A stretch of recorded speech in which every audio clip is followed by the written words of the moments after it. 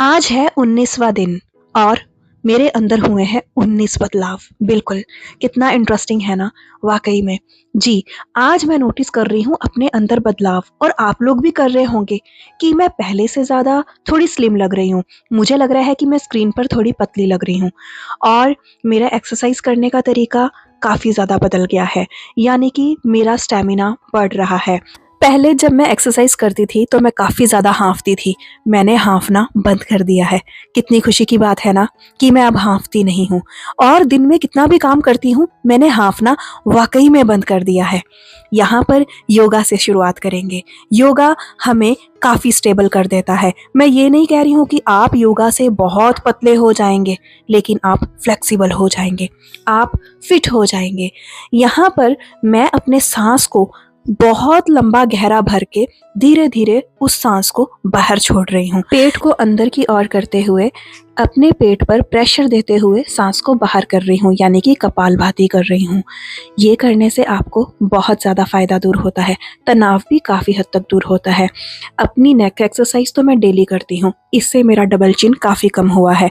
आप लोग तो नोटिस कर ही रहे होंगे अगर आप मुझे वॉच करते हैं, तो भाई काफ़ी ज़्यादा बदलाव हुए हैं। सारे बदलाव मैं आपको धीरे-धीरे बताऊँगी। हालाँकि शाम को मेरी तबीयत ख़राब हो गई थी, एक गलती के कारण। वो क्या गलती हुई थी, मैं ये भी आपको बताऊँगी। तो भई, आप लोगों के पास अगर टाइम नहीं है ना, तो आप कम से कम नेक एक्सरसाइज़ करें। इससे आपकी डबल चिन तो कम रहेगी, सर्वाइकल की प्रॉब्लम भी नहीं होगी आपको, पीठ दर्द की प्रॉब्लम भी नहीं होगी। ज़्यादा मुश्किल नहीं है ये, बहुत आसान है, बस आप लोग देखते जाएँ और फ़ॉलो करते जाएँ। अपने पैरों को दोनों ओर मैं फैला लूँगी और जिस तरीके से हम लोग चक्की चलाते हैं ना, बस हमें चक्की चलानी है यहाँ पर। बस हमें प्रिटेंड करना है कि हम चक्की चला रहे हैं। पहले ज़माने में औरतें चक्की चलाती थी और फिट रहती थी। यहाँ पर चक्की मैं इसलिए चला रही हूँ ताकि मेरे पीरियड्स रेगुलर रहें। बिल्कुल, चक्की चलाने से, ये जो आसन है चक्की चलाने वाला, ये करने से आपके पीरियड्स रेगुलर रहते हैं। बिल्कुल, जिनको पीरियड्स में पेन होता है, उनको पेन में भी काफ़ी आराम मिलता है। पीरियड क्रैम्प काफ़ी डिफ़िकल्ट होता है हैंडल करना, लेकिन अगर आप ये आसन करेंगे, बटरफ्लाई आसन करेंगे, तो आपको पीरियड क्रैम्प्स कम होंगे और आपको पीरियड रेगुलर आएँगे। अगर पीरियड आपके रेगुलर होते हैं, तो यानी कि आपका चेहरा चमकेगा, आपके बाल अच्छे होंगे, आपका वज़न सही रहेगा। जिन लोगों के पीरियड्स रेगुलर नहीं होते, आधे से ज़्यादा बीमारियाँ तो वहीं से स्टार्ट हो जाती हैं।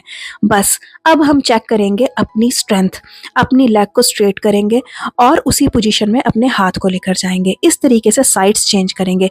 आज मैं थोड़ा स्पीड में करूँगी क्योंकि मेरे अंदर ताकत आ गई है। 19वां दिन, ये है बदलाव का दिन। वाक़ई में मैं काफ़ी अच्छा फ़ील कर रही हूँ, काफ़ी स्ट्रॉन्ग फ़ील कर रही हूँ। आप लोग देख ही रहे होंगे कि मैं एक्सरसाइज़ कितनी फ़ास्ट कर रही हूँ, बिना रुके, और मैं गिर भी नहीं रही हूँ। पहले दिन तो मैं गिर रही थी, ऐसा लग रहा था कि मुझसे होगा ही नहीं, लेकिन आज मैं काफ़ी स्टेबल हूँ। औरतों की सबसे बड़ी दिक्कत, पीठ दर्द की बीमारी, बच्चे ऑपरेशन से हों या नॉर्मल हो, पीठ दर्द की दिक्कत जो है वो हर औरत को होती है। यहाँ पर हम करेंगे कैट काउ आसन। ये हमारी पीठ दर्द को बहुत आराम देता है। अपने पोस्चर का खास ख्याल रखें, ये आपकी बैक पेन को काफ़ी रिलीफ देगा और आपकी स्पाइनल फ्लेक्सिबिलिटी भी बढ़ेगी। और जो स्टिफनेस की प्रॉब्लम होती है, जैसे कि जो काम करते हैं पीठ वहीं अकड़ी रह जाती है, स्टिफनेस की प्रॉब्लम भी काफ़ी ज़्यादा कम होगी। ओवरऑल आपको बहुत सारे फ़ायदे मिलने वाले हैं। आज मैं पीठ दर्द के रिलेटेड ही चीज़ें लेकर आई हूँ क्योंकि सबसे ज़्यादा यही दिक्कत औरतों को होती है। आपने अपने नीज़ के बल पर सीधे खड़े हो जाना है, एकदम नीज़ के बल पर, और अपने हाथों को घुमाते हुए अपनी एंकल्स को टच करना है और पकड़ लेना है और अपने नेक को पीछे की ओर लेकर जाना है। ये भी आपकी बैकबोन के लिए बेस्ट एक्सरसाइज होने वाली है।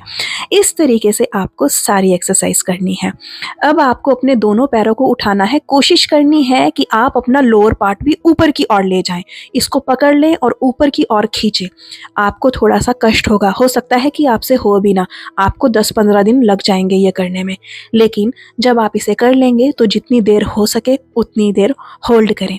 आज 19वां दिन है तो कई सारे बदलाव हुए हैं। मैं काफ़ी ज़्यादा खुश थी और काफ़ी ज़्यादा अच्छा लग रहा था। फिर उसके बाद मैंने बनाया अपना मज़ेदार ब्रेकफास्ट। जी, ये है बीटरूट जो मैंने क्रश किया है। इसमें थोड़ी सी मैंने मेयोनीज़ ऐड की है, हल्का सा ब्लैक पेपर और सॉल्ट। कुछ ज़्यादा ऐड नहीं किया है। बीटरूट खाने के तो बहुत सारे फ़ायदे हैं। अगर मैं इसके फ़ायदे बताने में आऊँगी ना तो ये वीडियो ख़त्म हो जाएगा। तो इसके फ़ायदे जो है ना वो आप गूगल कर लेना।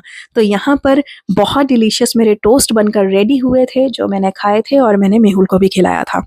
और आज ठंड इतनी ज़्यादा थी, आप देखें धूप का नामो-निशान नहीं है। और मुझसे हो गई एक गलती कि मैं बालकनी में थोड़ा-सा काम करने लग गई थी जिसके मैंने शूट नहीं किया।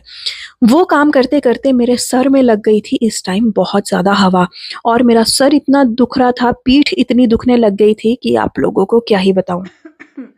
मेरी तबीयत कल रात से इतनी ज़्यादा ख़राब हो गई है, गले में बहुत ज़्यादा दर्द है।